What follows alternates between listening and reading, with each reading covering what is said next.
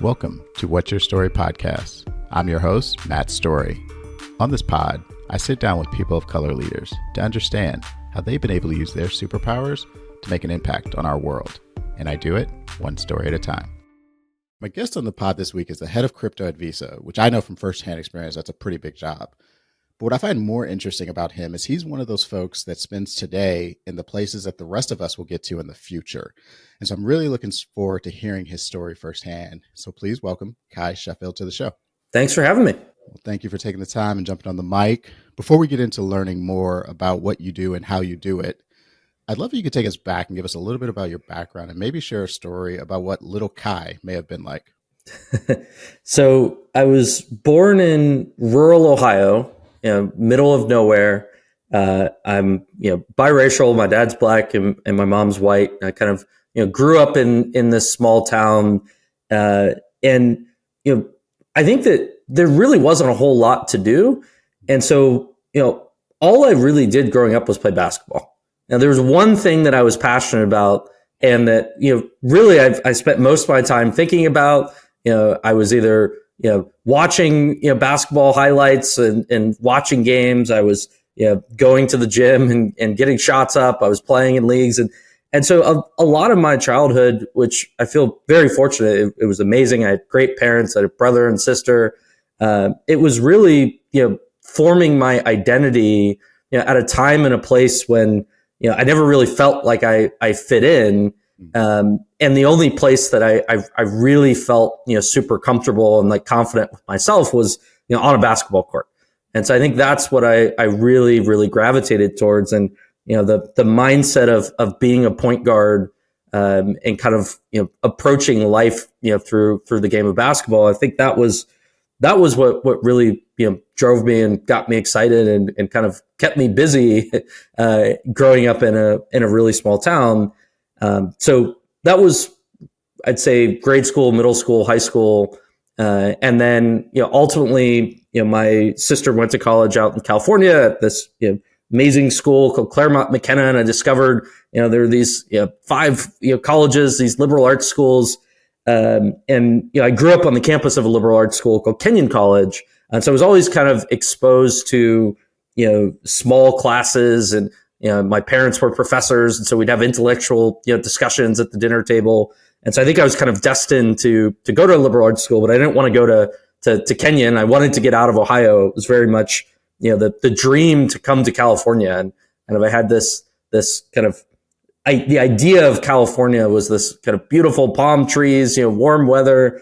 And so that was a motivator of, how can I work hard enough in high school to be able to come out to California for college. And so, that was kind of the next stage of going from, really just, spending all my time playing basketball in rural Ohio to having the opportunity to come out to Pomona College, one of the Claremont colleges in California, which was really the next stage in my life. Wow. So you mentioned something about really not feeling like you fit in anywhere except for on the basketball court. So I'm curious, how did that help you develop skills, like that feeling of being uncomfortable in spaces? And what did you pull from that maybe even guide you through to today? I think it just gave me a lot of confidence. And so, I was, and still am today, I'm one of the most racially ambiguous, people that you've ever seen. And so I remember from an early age, it was always kind of the what are you? And I think particularly in places, at least, where I grew up, there was a tendency to, you couldn't really be multiple things. People wanted to categorize you. You're black, you're white, you're Mexican, or you're Chinese. Like those are the only options. And so, I feel like I spent a lot of time and I was, always frustrated of, people asking me that question and, having to try and explain and kind of check. You could only pick one bubble, on the standardized test. Yeah. I felt, close to, I spent a lot of time with my cousins, who were black.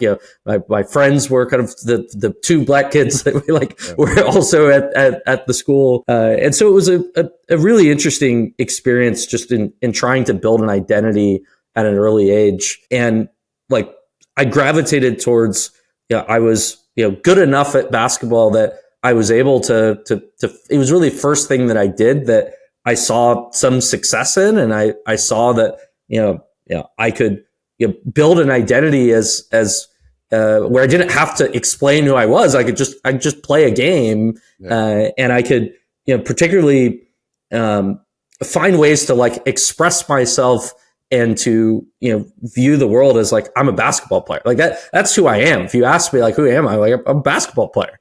And so I think that mindset, was something that, it was the place that I saw comfort.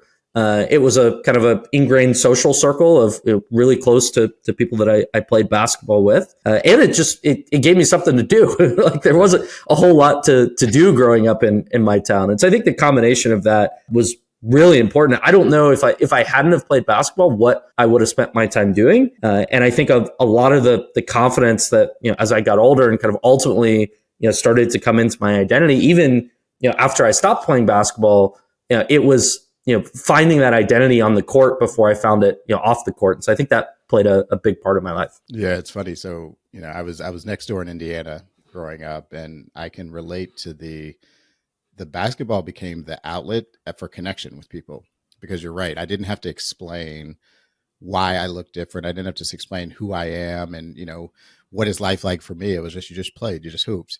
And I think it also, there was this dynamic of, because like, I'm sure you were, pretty good at school. And there was this dynamic of like, you didn't want to be seen as like, the nerd. And so it also gave you a little bit of that, I'll say, texture to also fit in and being, an athlete. So it's interesting to think about that as like, it was this outlet that created a lane for you to find that confidence. Cause I definitely think there's a lot there. Yeah. I remember just getting made fun of for reading. Which is a crazy thing to think about, growing up, of like, you did the reading? Like, are you kidding me? Like it's, and so when, I feel lucky that, the school that I went to was, I went to a public high school in Ohio, and it was good enough, to get me to college. Like it could have been a lot worse. Like that's, and so I'm grateful for it. But I think just the social environment and kind of the norms and, particularly in like middle school, it wasn't really conducive towards like, let's get excited about learning together. It was like, basketball was cool. And so if you played basketball and you were good enough, like you could pass as cool and like not get made fun of. Yep. But school was kind of something that you showed up to. I would find a way to get by and do well enough, but there wasn't a really a culture of excellence of like really, really focused on let's learn and like do well here because it's important. And so my parents were professors. And so I had kind of a, expectation at home that I was going to do well in school. And so it was kind of trying to balance that. I wanted to do well in school. My parents wanted me to do well in school. The environment that I was in was not kind of encouraging me necessarily to do well at school. Basketball was something that, everyone agreed that it was cool to work hard at and to try and succeed. And so I think that was the place I was most comfortable. So taking it further, you mentioned going to California to go to Pomona College, and you got your BA in sociology, but I'm curious, what did you take away from that shift, both from a geography standpoint, but also from a finding more about your identity, finding more about who you are as a person while you were there? So Pomona was an absolutely amazing experience. It changed my life. I was so lucky to have the opportunity to go there. Like I recommend it, and I have amazing just memories and experiences. And anyone who's interested in liberal arts schools in California, Pomona is the place. I think when I first got there, like from an identity perspective, the first thing that I found that resonated was I remember going to the kind of admitted students weekend and kind of meeting other students, and nobody asked me, what are you? Like it was like everybody was mixed. It was too complicated to like figure out this person was like part Filipino, part black, and like part. It was just like nobody cared. It was like we're all just people, and we were excited to be in this beautiful place, to be at this next chapter in our lives, and we're also like all interested in school and like wanted to learn, and like all came from backgrounds where we had interesting perspectives, and we would be debating all types of different topics, and so it was entirely different atmosphere than what I had in high school. I think in many ways, like one, I was just lucky to get in, and I was one of the dumbest people there by far, which I love. That it was like everyone I was around was brilliant, and I was able to learn from them and just try and hang on. And so that was the first thing that I noticed. I think sociology became a natural. My dad he retired, but he was a professor of sociology. And so I was kind of already ingrained in, discussions around race and society. And that was just like a normal thing that we would talk about at the dinner table. And I guess I also I liked sociology, but, really taking it from more of like an optimistic sense of, I think there's some people that approach sociology. It's kind of like the study of the obvious. Like you try to explain like why things are the way that they are. I think that's the easiest way I like to think about it. And I think there's one part of it that's like pretty depressing, where you're kind of identifying, all these kind of deep-seated institutional racism and kind of combination of like the history and these systemic things that kind of came together. And you could just be like really sad. And then there's like the optimistic approach to it of like, there are a bunch of issues and problems, but like, what can we do to try and address and like fix them? Mm-hmm. And I kind of stumbled into entrepreneurship, early on in college. And so it was literally, I had the opportunity to get a free trip to New York, which I'd been in New York like once. And it was like, the college is going to pay for a trip to New York. Like, that sounds great. Like, let's do it. So it was just like one of those amazing things that like going to Pomona, opened up. And a friend of mine was like, oh, we could go to this entrepreneurship conference, in New York. And it was, a bunch of student entrepreneurs who'd built companies, who were kind of, creating this new organization, coming together. I hadn't built a company. I didn't know anything about entrepreneurship. I was just like, free trip to New York. Like, let me go. And I went and I met students from all over the world that were like building real companies, doing really interesting things. And I think just being in that environment, it was very much, that was a huge confidence builder to say like, oh, if they could do it, like, could I do it? And like, and why not? And I think I also developed this mindset of, I think you can learn a lot in college in the classroom and, going to class, but, particularly with liberal arts, like, you should look to learn outside the classroom as well. And like, what are some more kind of practical skills and experiences I could get? So I stumbled into, student entrepreneurship, and I said, let me start a company. I'd always like, enjoyed like brainstorming ideas, and, took an idea and I was like, like, let's do it. Let's incorporate a company. Let's get, I think one of my friend's dads, like, gave us a small check that like was the first, investor that we had. We had no idea, what we were doing. We were trying to build, a mobile app. None of us had ever written any software. We had no like engineering background, but we just kind of, we went for it.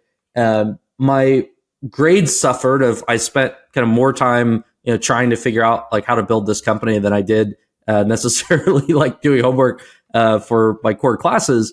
But I'm glad that I did, because I learned an incredible amount through just like taking a shot and recognizing like my mindset was like, if I don't succeed, if this doesn't work out, it'll be experience that I can use to get a job. And so it was kind of, you got nothing to lose. And I think being at Pomona, being around, smart people, having the opportunity to get involved in organizations and meet, student entrepreneurs. I had, professors who we did like an independent study that they advised. And that was my first exposure to tech and just the idea of, what do mobile apps, look like, and what are tech business models? How does advertising work? So I just got really interested in it, and then spent more time getting to meet many of our alums who were in Silicon Valley. And I think it was really at that point, I had no idea what I wanted to do when I came to Pomona. I didn't know if I wanted to go into finance or be a lawyer. I had no idea. But after I kind of fell down the entrepreneurship rabbit hole, after I tried to start this app company with a few friends, it became clear to me like I wanted to be in tech, and I wanted to do something entrepreneurial. And so that was kind of the setup for the next phase. Wow. Well, it's interesting because it seems like the consistency across all your stories has been, it's kind of this idea of you're the average of the people you spend the most time with. And because you put yourself in different environments, sometimes you knew what you were doing. Sometimes, like you said, going to New York for a free trip, it just puts you in a room that you would have never thought of, that it gives you kind of your brain that exposure to like, oh, that's even possible.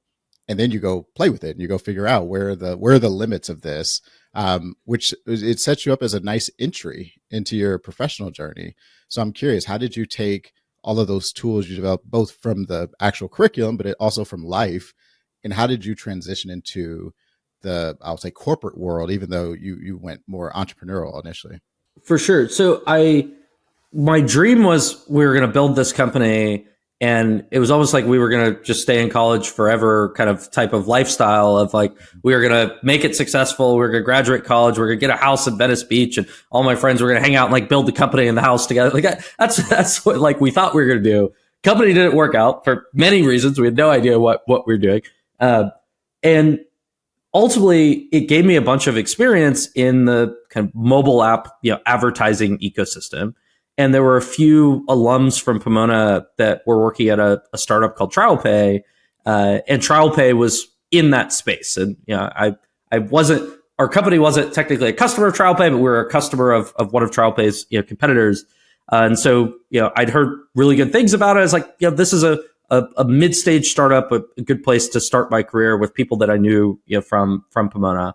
And when I interviewed there, I think it was most people were interviewing out of college they were talking about just their classes and kind of college clubs. And I was like, yeah, I'm a customer of your competitors. And like, here are all the here's been my experience with them. And like, I had kind of a unique set of knowledge that even though on paper, my GPA wasn't great. And like, but I had been in the industry, even though I hadn't graduated college yet. So that got me my first job at TrialPay, which was an amazing place, to start my career and getting to learn from, incredible founders, Terry Angelos and, Alex Rampell and just across the board. I think TrialPay had like a really, really talented team.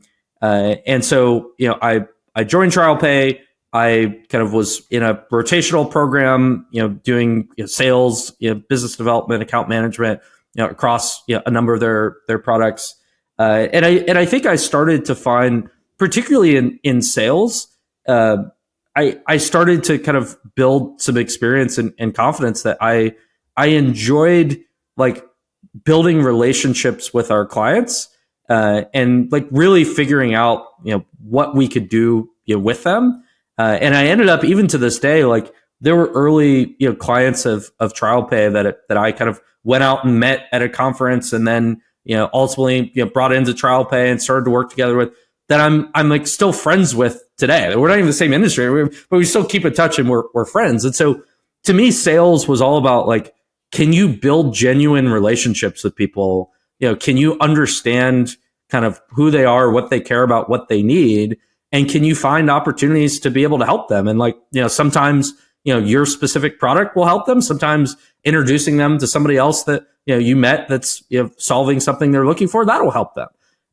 And so I found that, after I joined TrialPay, and it was this kind of rotation in a few different roles, I really liked sales. And I liked, trying to build, long-term relationships with people in the space, and also just identify like who are the individuals and companies that are worth spending time on, that are doing interesting things.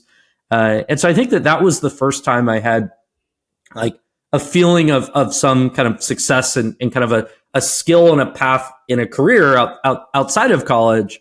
Was I felt like I could sell advertising. That was I could go and like I could meet the people who wanted to buy the certain types of ads that we're selling. I could get to know them. We could become friends. Could really figure out what they're trying to do. And then if we had the type of inventory, they'd buy it from us. Or if we didn't, I'd help them, with someone else. And so that was the early experience at TrialPay, and I enjoyed it. I feel like it was a great place to learn. It was a great company. And then I woke up one day and they were like, we're being acquired by Visa. Like I had no idea. I would have never gone and applied to work for Visa. I just wouldn't have even thought about it. There's no part of me that was like, let me apply and go work for a big company. I thought I was going to work at TrialPay for a bit and then maybe leave to start my own company. I always had different ideas that I was exploring on the side. And so that was really it was a surprise to hear that we were being acquired by Visa. And that kind of led to the next journey of, okay, well, what does Visa actually do? And like, what is it like to work for a big company? And, how do I continue my career path there? Well, I do want to go into that next chapter because I've heard you talk about this, and I just think it's a testament to your curiosity, it's a testament to you being comfortable in new spaces. But how did you bring Visa into crypto? Because I think you're one of the key people that really saw it as an opportunity to really take what we had historically done, but to go into this new space and have a point of view and a perspective that was aligned to where it's going, not to where it is. Yeah, I think it started with, I just ended up getting obsessed with crypto, personally. And I was living in San Francisco, and my friends, we don't even know exactly like how, but we just all like got interested in crypto in early 2017. And, so I started going down the rabbit hole, and I initially did while I was doing sales for merchant, advertising loyalty solutions at Visa. So it had nothing to do with Visa. It was more of just it was a personal interest that I stumbled upon with some friends and started learning more about it. And I think that the first thing that I found that was really interesting was, when I got inside Visa and I started spending time with people, who had been at Visa for like 30 years, I got really interested in how payments worked, but I realized like it is so incredibly complex. And there were these people who'd been there who literally knew everything, like the whole story of Visa and like, this 3D chess that Visa plays and like all these like really specific nuances of like the payments ecosystem. And I'd ask them questions and would just like learn. But part of me is like, I'm never going to understand as much about like core Visa and payments as some of these people who've been here for decades. Mm-hmm. And then I would go home and in the nights and weekends, I'd be spending time playing around with crypto, using crypto products and talking to people in crypto. And I also got really intimidated if I'd go to a crypto meetup and I'd talk to someone who was literally like a cryptographer, like an engineer. They'd be explaining these hash functions to me and all the. And I'd be like, wow, like I am never going to know as much about crypto as like these people here. But I would learn a little bit. And then I'd go back and I'd talk to the person who'd been at Visa for 30 years. I'd be like, what do you think about crypto? And they'd be like, I have no idea. Like, what is this? Like, and then I would start telling them what I learned at the meetup, last night. They'd be like, wow, that's really interesting. And so I would start educating people at Visa, about crypto. And then when I'd go to crypto meetups, like, people say, I'd be like, oh yeah, I work for Visa. It wasn't even like leading crypto at Visa, but I just worked for Visa. And I realized they had no idea what Visa did. So then I'd start educating them about kind of how Visa worked. And so I got really comfortable living at this intersection. And I feel like that was kind of a theme of my life in many ways. It's just, how can you find an intersection?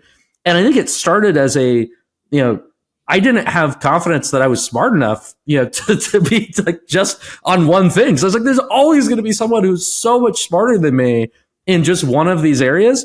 But if I keep building on both of these sides, there are fewer people, who've spent, 1,000 hours thinking and talking about payments and 1,000 hours thinking and talking about crypto. And so let me just keep building up, knowledge and kind of try and own that intersection. So that's when I said, okay, I want to spend the next decade of my career.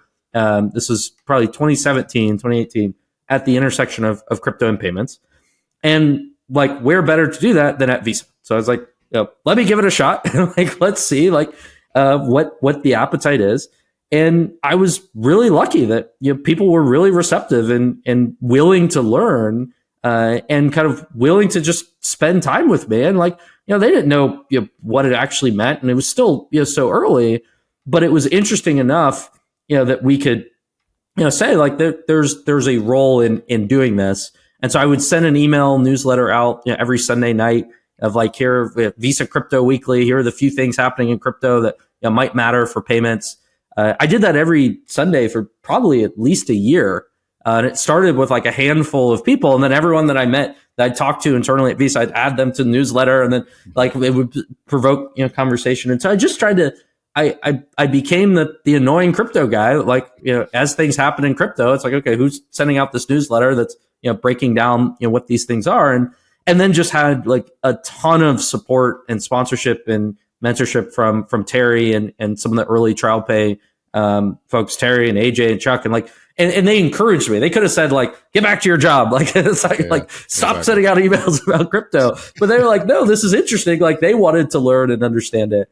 So they encouraged me. And then ultimately, I was able to create the head of crypto, job, which was like, nobody really cared like that much. Like, it wasn't like there are a bunch of people who really wanted to be head of crypto in like 2018. And so I was really, really fortunate that, people at Visa were open to wanting to understand it and learn about it. And that's when we kind of set the team up and then, started working on kind of what's our strategy in the space, what can we do, and taking a really long-term view on it. No, what I love about that is it's transferable to anybody is you actually created a differentiated narrative around your unique skill set. And that's a long way of saying you had a very strong personal brand. And being the crazy crypto guy allowed you to have credibility in those rooms that other people didn't have as just a salesperson or as just I'm the AE for this. And it differentiated you in a way that you were providing value that nobody else was providing. And then I'm sure there was a lot of demand for that as it became more talked about, because it's like when somebody asks a question, it's like, well, I don't have the answer, but I know Kai's the guy that knows enough about this to be dangerous. And I think one of the things, whether you're starting your career, mid-career, end of your career, ensuring that you have an understanding of what that differentiated value is and how do you ensure people know about it, and how do you ensure people are aware of why they should invite you to the meeting, why they should keep you on the email, why they should come to you with the questions, because I think that's really what is going to set people apart as we go forward. It's not about being the best project manager. It's not about being the best, product manager. It's really, what are those unique things about you? And you being able to be at that intersection where no one else was I think it's really key to what allowed you to kind of take off from there. Yeah. And I think it compounds over time. I think that's the other thing of like, it took 2 years. Like it wasn't like, it was just like 2 weeks of like, oh, I explored it. That it was just like, and I think one of the reasons that it didn't feel like it took 2 years is because I just found this is the most interesting thing happening in the world right now. I was like, I have to work on this. Like, this is what I was passionate about. And so, I mentioned before when I was growing up, the first thing, if you ask me, like, what are you passionate about? Basketball. Like, that's what I was passionate about. That's what I thought about. I found myself, getting to the point with crypto that was like nothing else other than basketball, that it was consuming my mind share of like, I just wanted to understand it and learn about it. And there's so many different angles to think about it. So I think it was putting enough time in and having a like genuine passion for it enabled me to like, really enjoy the time I spent learning and talking about it. And then I think that also came through, that there could be people that, knew some amount about crypto, but, they didn't really care about it. I was like, I was obsessed. And I still am like, I think it is so important and so interesting. And I think that gave me confidence both in like, I wanted to do the work to learn.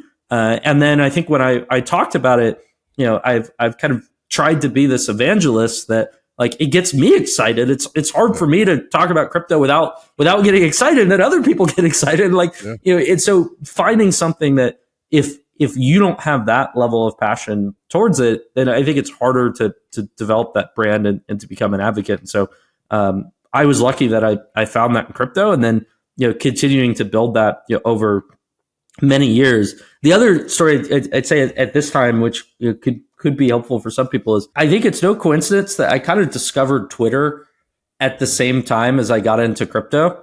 Like pre-crypto, I spent no time on Twitter. Like my social media, if you looked at my social media intake, I was on Facebook and Instagram, and I used it to keep up with my friends and look at the way that like most people think about social media. When I got into crypto, I found that, there's this thing called crypto Twitter. It's like all these crypto people are on Twitter, and like that's where everything happens.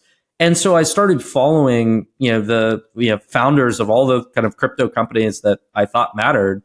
I made a decision early on. It's like, I'm not going to follow people drawing lines on charts and like trying to predict the price. Like the price, that's not what's most interesting. I'm going to follow the like people building tech and products. And so I followed all of them, and I started spending hours a day on Twitter reading everything that they wrote and talked about. And crypto moves at this pace to where if you're only reading articles that are published in like mainstream publications, you're kind of already too late. And many of them are just either wrong or like it's not actually the full picture. And so I just ingrained myself in these communities and these ecosystems. And I probably spent a year, I didn't even tweet. I didn't even I didn't have the confidence to say, oh, I'm going to go and like contribute to the conversation. I just lurked and just followed and like listened. And like sometimes I DM people, and I found that like people with crypto were more open than any other industry. You know, there were CEOs of companies that you could DM and like they'd get on a call with you. And so I went from social media as like entertainment to social media as like where I learned most things about crypto, and where I still learn most things about crypto today are in interactions in communities, primarily on Twitter, some group chats on Telegram.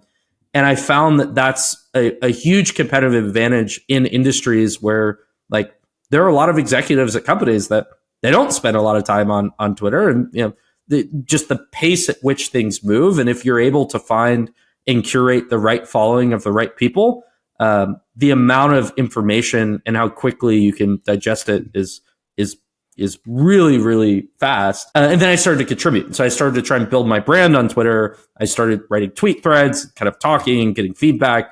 And I think that also helped to contribute, that I was trying to build my brand internally at Visa and build my brand externally in the space. And I've just found like Twitter is an amazing platform for learning in kind of emerging technology areas and being able to participate and be part of the conversation. And so I think that was a big part of being able to create the crypto role and build the brand that I did in the early days. Yeah, I think what you just said around the brand inside of Visa and the brand outside of Visa, and realizing that those two are actually linked, and they actually benefit from the other. And so Visa gave you credibility in those spaces because it's like, oh, wow, Visa's here, I should listen to this guy.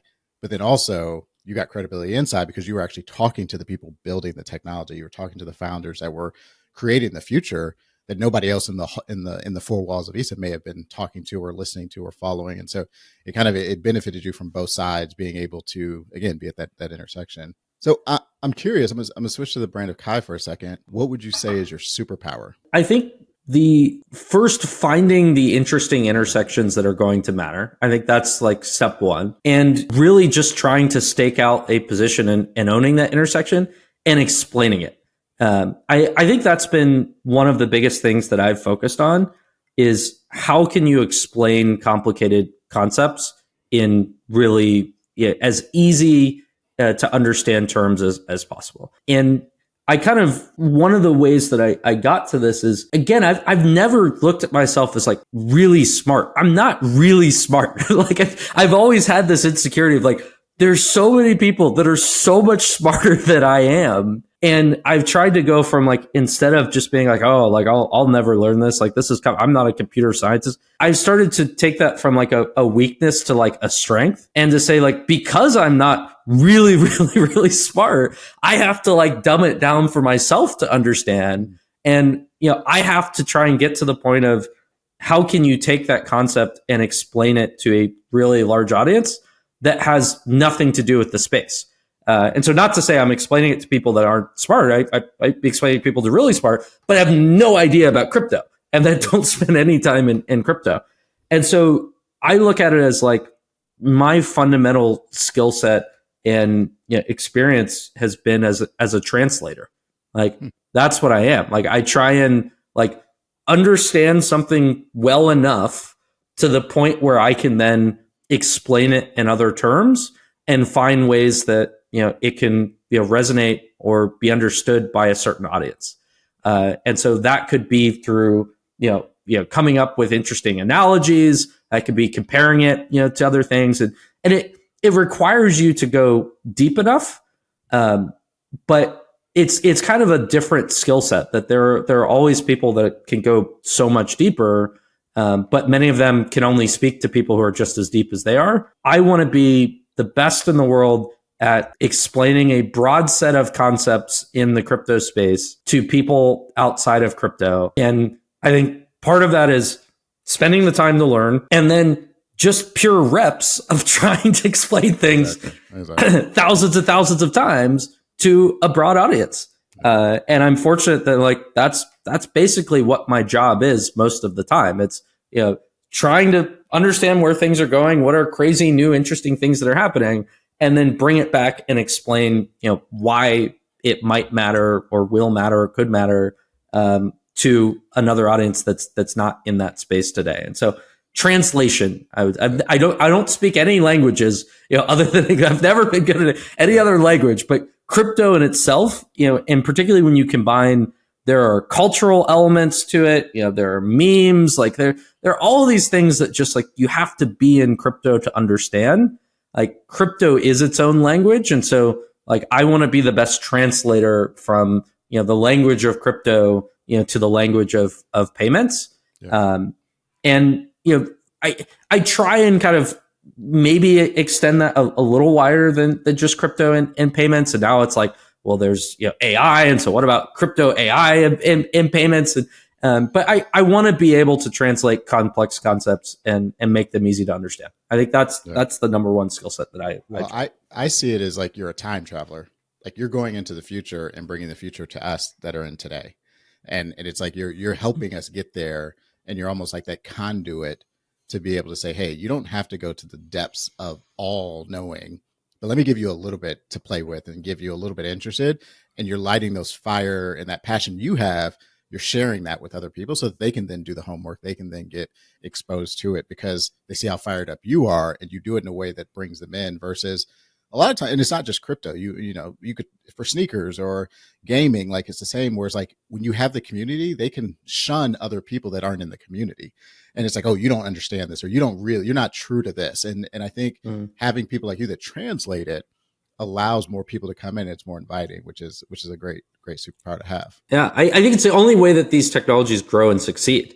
And so anyone who kind of rejects and like doesn't want to embrace bringing new people in and explaining it, I mean, to me, it's super counterproductive. Like I think you have to do it. And then the analogy that I like to use, going all the way back to kind of growing up, and I love thinking about things in the form of basketball analogies, just because that's what I spent 18 years doing. Is like I've been a point guard in basketball for my short basketball career.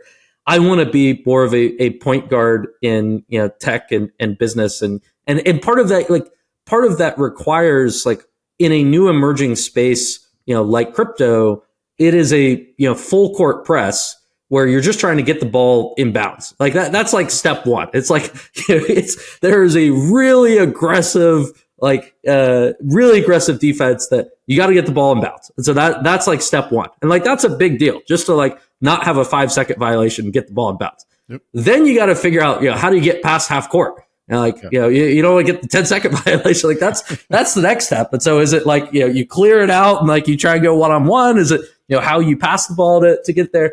You get it to half court, and then you want to get into an offense or start to attack and kind of get towards the rim and create for other people.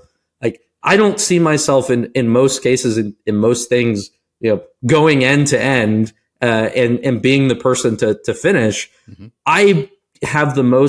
I enjoy the most, and I feel like what I'm best at is going back and finding a way to get the ball in bounds, bring it up to half court, like get in the offense, get it to the point where people who are specialized who could hit an open shot or throw it into the post to have people finish. And so solving getting it past half court, like that's what I've tried to do with crypto, and I really enjoy that mindset of like breaking a press, of understanding something that's complex and getting it into a kind of known offense or system that people who are very good at operating in that system can then start to do what they do. Yeah. Have you had a "Mama, we made it" moment? I'd say many. I think about the first one probably just being like the first year that I worked at TrialPay outside of college. I'm a big fan of food. I'm just like, I'm one of those people who gets really excited about eating and enjoy a lot of different types of food. So it's not just something that I have to do. It's like I look forward to it. And I remember the summer before I graduated college, like I was actually, my startup like wasn't really working out, and I was like moving boxes to try and like pay the bills.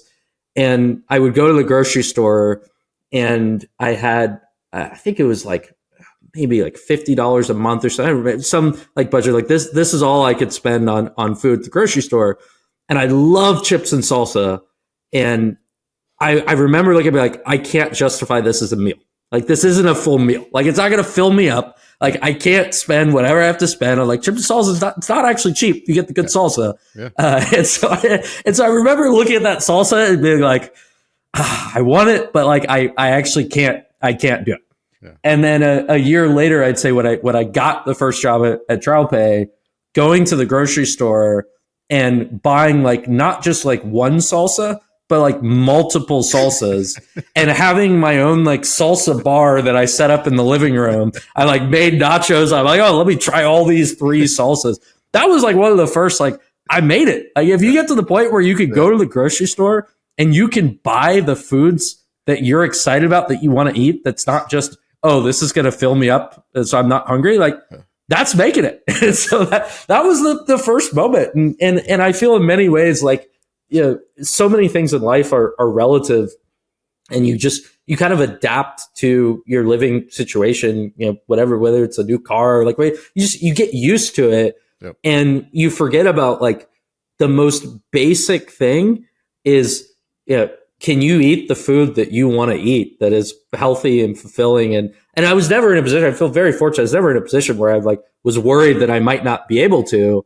But being able to buy any food you want, being able to buy multiple salsas, being able to go out to eat and just like, that to me was the first, like, we made it. Like, that's amazing. If you can do that, like, nothing else really matters.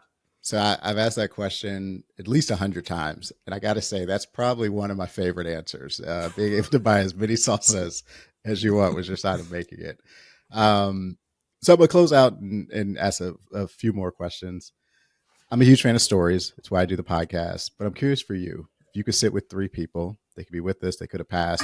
Who would be your 3 that you want to hear their story firsthand? Number one, so there's the like Visa related, then there's the non-Visa related. So I'd say Dee Hock is number one. The founder of Visa, who is one of the most amazing, fascinating, people. And he passed away, I think, a year and a half ago, 2 years ago. Never had a chance to meet him. I've read a lot of his work, and like, I think the founding story of Visa is one of the most interesting, corporate stories. It also turned out that, he got really into crypto. A lot of people don't realize that he ended up becoming a Bitcoiner, later in life. And so I think when I found that Dee Hock in the early days of Visa, a lot of the principles around decentralization and kind of the vision that he saw for the future, I think crypto is starting to manifest in some ways, and that, Dee was on the board of a Bitcoin company and got into Bitcoin. Like that has been a major driving, inspirational force, like why I think Visa's got such a unique role to play. And I think Dee was so smart in so many different areas, and his whole, personal story, he would be number one, by far. Number 2, I'd probably say Clarence Avant. I think it was the Netflix. I don't know how many people are familiar with Clarence. There's a documentary on Netflix called The Black Godfather. And it's kind of tells the story of Clarence, who was, really he did many different things. He was a deal maker. He was, in, Hollywood, he had a record label, and he was kind of behind the scenes, negotiating deals, really sitting at this intersection of, mostly white kind of, corporate, entities and emerging, Black musicians, athletes. And I think his approach as this like master connector, he was in politics. He was just across so many different spaces behind the scenes, and having a major impact. And like, when I think about like just the idea of like, how do you build a network? How do you add value to your network, and do so not with like a transactional expecting something in return, but being this like node, this connection point that just can help make things happen for people.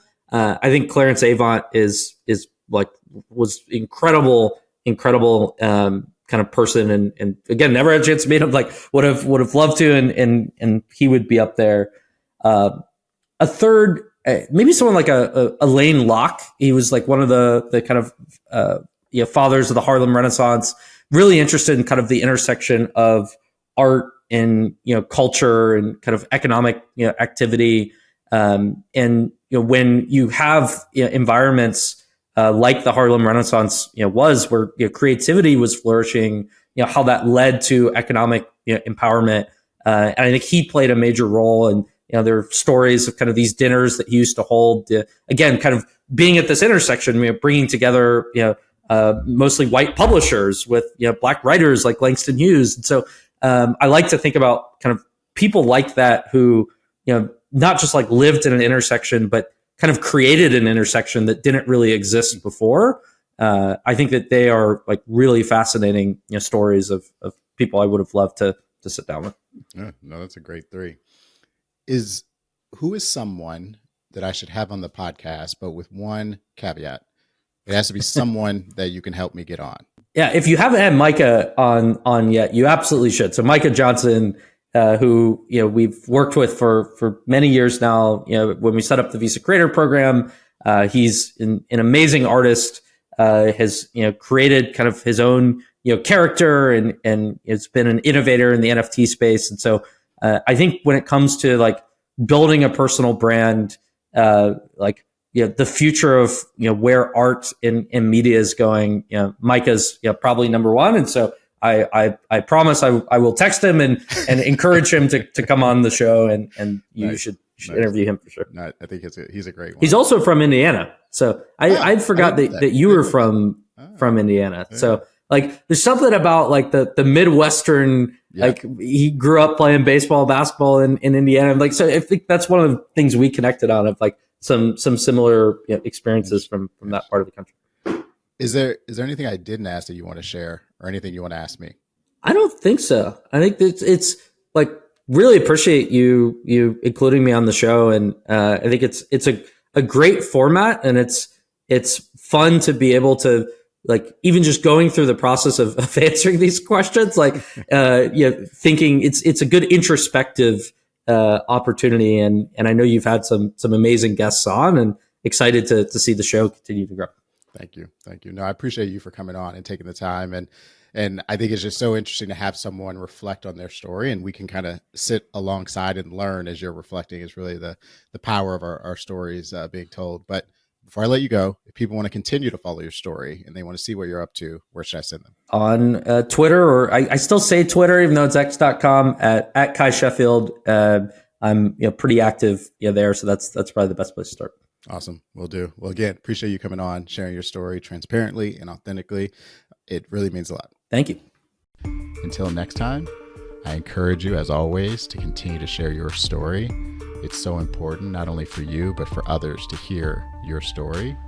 And if you have any feedback or any comments about any of the podcasts, feel free to reach out to me. You can reach me at all of the social channels at Matt E. Story, or you can go to my website, www.mattestory.com.